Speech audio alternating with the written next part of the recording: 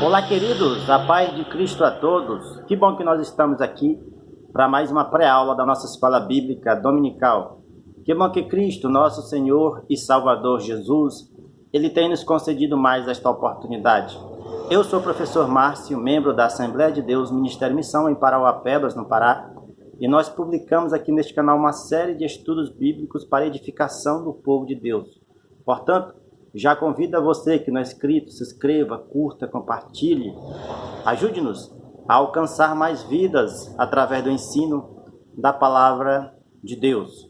Nesta oportunidade, nós publicaremos aqui a lição número 2 da classe de juvenis, a qual tem como tema Quem é Deus? A leitura principal dessa lição está em Oséias, capítulo 6, versículo 3, que vai dizer: Conheçamos e prossigamos em conhecer o Senhor, como a alva será a sua saída, e ela a nós virá como a chuva seródia que rega a terra. A leitura bíblica em classe dessa lição está em Isaías, capítulo 44, do versículo 6 ao 8, e Isaías, capítulo 43, do versículo 10 até o versículo 13. Eu aconselho os professores a fazer uma leitura bíblica em classe, aí também com seus alunos, né, para que eles possam, então, conhecer o texto sagrado e fazer um link dos pontos que serão apresentados aqui. É muito importante esta leitura bíblica em classe, porque às vezes é feita uma leitura bíblica somente da classe de adultos e a leitura da classe de juvenis passa por muitas vezes desapercebida, mas é importante. Na leitura bíblica em classe que eu quero chamar a atenção dos professores, né, para ensinar isso para os seus alunos, que no versículo 6 de Isaías 44 vai dizer o seguinte: Assim diz o Senhor, Rei de Israel, e seu Redentor, o Senhor dos Exércitos: Eu sou o primeiro, eu sou o último, e fora de mim não há Deus. Jesus, nosso Deus, melhor dizendo, está deixando claro aqui que Ele é o único Deus, o Criador dos céus e da terra. É Ele em que criou todas as coisas, é por meio dele que as coisas foram criadas. E tudo que está aqui, que nós vemos aqui, é criação do Senhor, é criação do nosso Deus. E fora desse Deus pleno, né, não existe outro Deus, não existe outro ser superior que seja supremo, igual o nosso Deus, o Criador dos céus e da terra. Versículo 10 vai dizer também: Vós sois, do capítulo 43, vós sois as minhas testemunhas, diz o Senhor, e o meu servo, a quem escolhi, para que saibas e me creiais, e entendais que eu sou o mesmo, o que antes de mim Deus nenhum se formou, e depois de mim nenhum haverá. Então, nosso Deus é um Deus supremo, superior, né? E Ele está no controle de toda a situação. Está no controle de toda a situação. O sintetizando dessa lição vai dizer: na lição de hoje, estudaremos a respeito de Deus, o Criador e sustentador de todas as coisas. Segundo as Escrituras Sagradas, Ele nos buscou até nos encontrar. E como prova do seu amor, se revelou a nós. Como é que Deus se revelou a nós? Através do seu Filho, Jesus Cristo de Nazaré. Através do Deus encarnado que se fez carne e habitou entre nós. O Verbo vivo, a palavra viva, veio a esta terra nos ensinar e revelar-se como Deus, para que nós possamos, então, nos achegarmos a Ele, conhecer mais Ele. E também pela palavra do Senhor. pela sua palavra.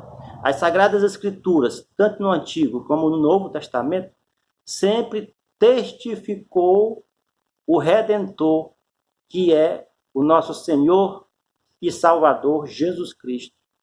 A palavra de Deus, juntamente com a revelação máxima, que eu posso dizer assim, que é o nosso Senhor Jesus Cristo, eles se revelaram ao mundo, para que o mundo pudesse então conhecer o Deus Criador dos céus e da terra.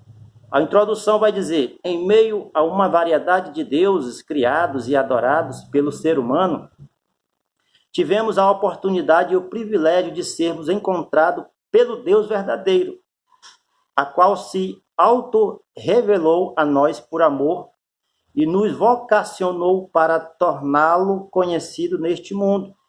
Não tem como conhecer a Deus e não amá-lo com intensidade. Quando nós conhecemos os propósitos de Deus na nossa vida, meu querido professor, meu querido aluno, quando nós sabemos que Deus amou o mundo de tal maneira que entregou o seu próprio Filho para nos libertar do pecado, nós começamos aí a amar a Ele com toda a intensidade, porque o seu amor, um Deus que é todo-poderoso, Criador dos céus e da terra, um Deus que poderia muito bem fazer pessoas, criar pessoas sem o livre-arbítrio para poder adorá-lo. Ele poderia muito bem ter criado pessoas, seres humanos, criado o planeta Terra, sem essas pessoas terem a opção de adorá-lo ou não. Mas pelo seu grande amor, pelo grande amor de Deus, Ele criou-nos com esta possibilidade de se aproximar a Ele ou não. Mas o importante é que Ele se revela ao ser humano. O nosso Deus é um Deus transcendente e Ele também é um Deus que se relaciona com o ser humano. E o amor de Deus para conosco é tão grande que a Bíblia vai dizer que Ele entregou o seu próprio Filho. Ele gerou o seu próprio Filho de si mesmo e entregou ao mundo para que o mundo pudesse condená-lo e Ele morrer na cruz do Calvário para salvar eu professor, você e você também, meu querido aluno que está me vendo neste momento. E por este tão grande amor, é impossível nós nos aproximarmos de Deus, conhecendo as grandezas que Ele tem feito por nós, sem nós o amarmos de todo o coração. O primeiro ponto dessa lição vai dizer o seguinte: revelado para ser conhecido.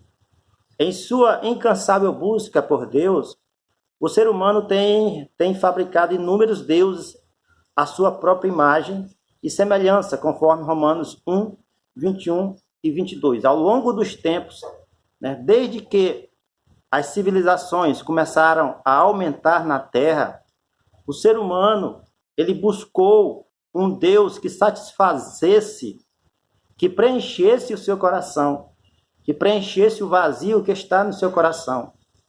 Ele buscou vários deuses, e aqui eu quero colocar uma observação para os professores, que deuses não são somente imagens de escultura.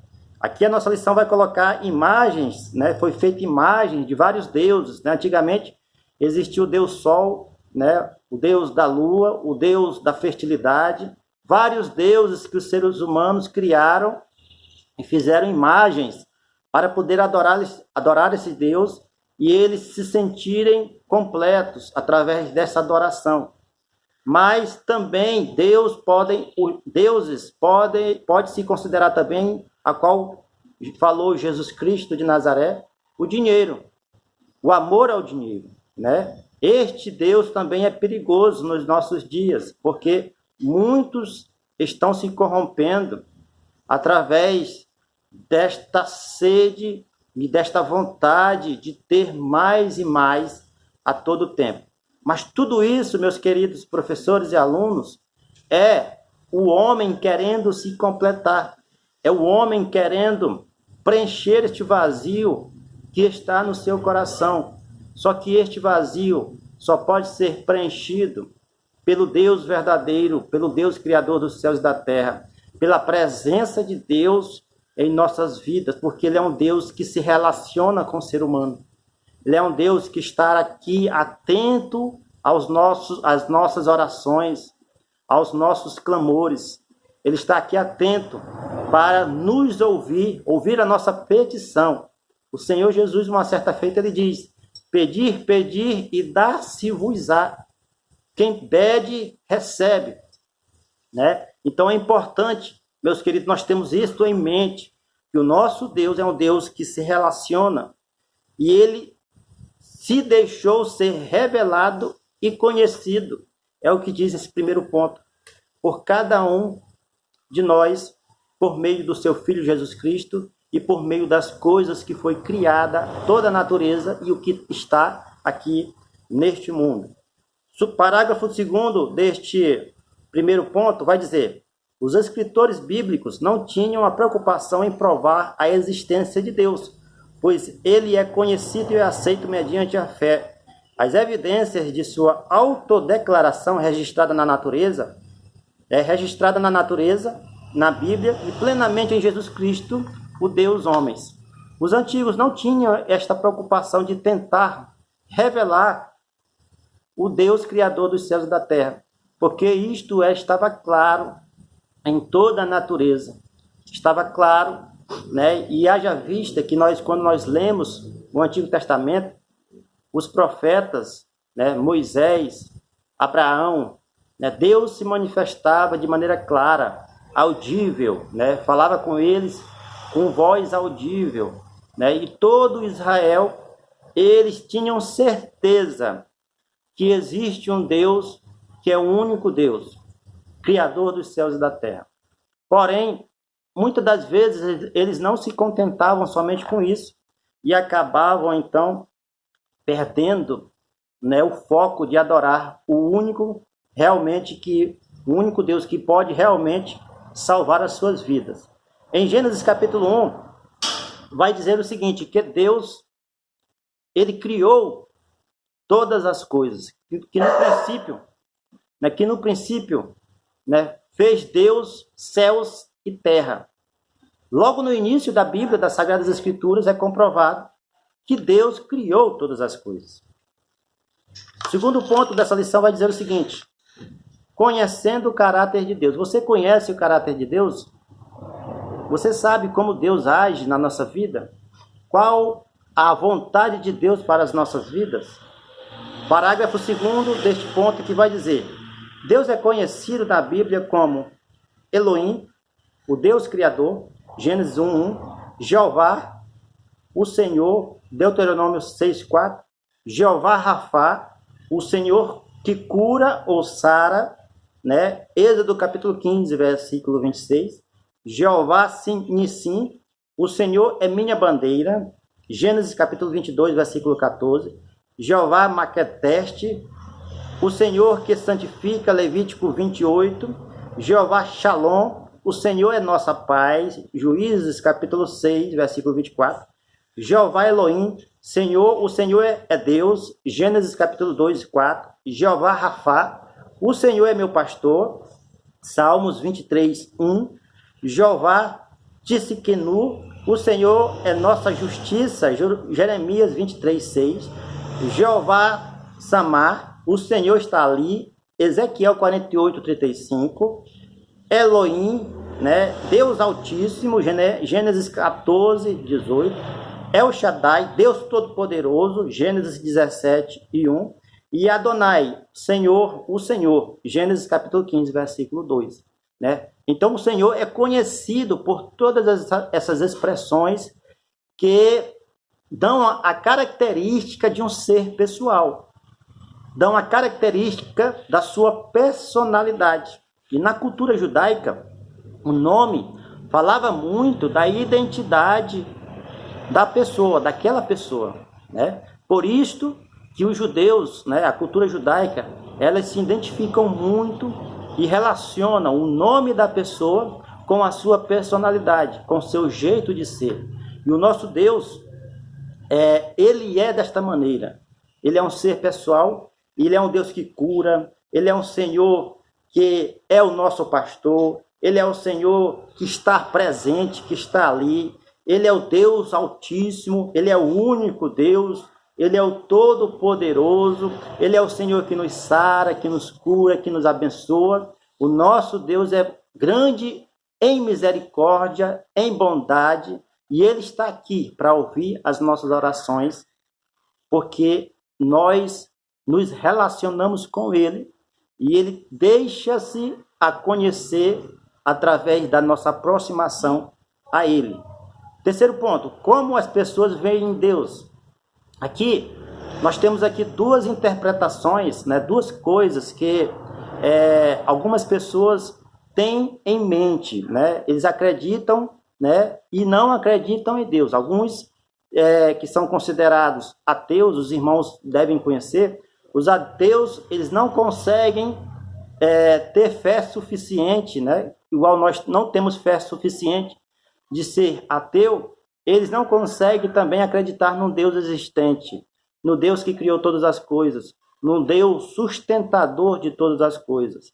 Porque nós também temos esta visão, nós cristãos temos esta visão que nós não conseguimos ter fé para ser ateu, porque nós enxergamos Deus na natureza. Não é que Deus é a natureza, mas nós enxergamos a criação, né? A criação como uma criação dada por Deus e feita por Deus, onde comprova que existe um Deus sustentador e um Deus que criou todas as coisas.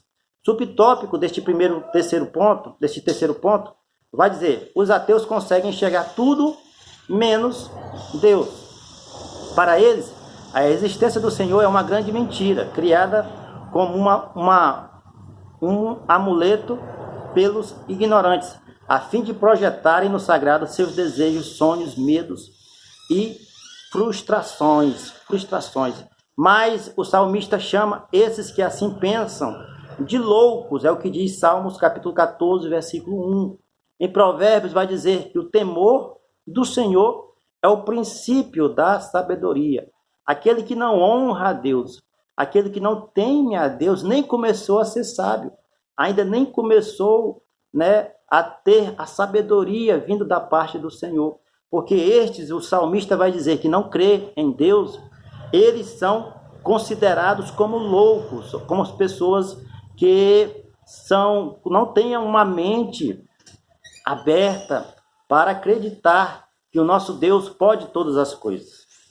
Continuando aqui a nossa lição, vai dizer: pois o universo exige a ideia de um Criador, uma mente inteligente capaz de ordenar e sustentar todas as coisas, é o que diz em Hebreus capítulo 1, versículo 3, aonde vai dizer: o Filho é resplendor da glória de Deus e a expressão exata do seu ser, sustentando todas as coisas por sua palavra poderosa. O Filho se revelou para que Deus possa ser ainda mais conhecido através do Filho, e ele sustenta todas as coisas.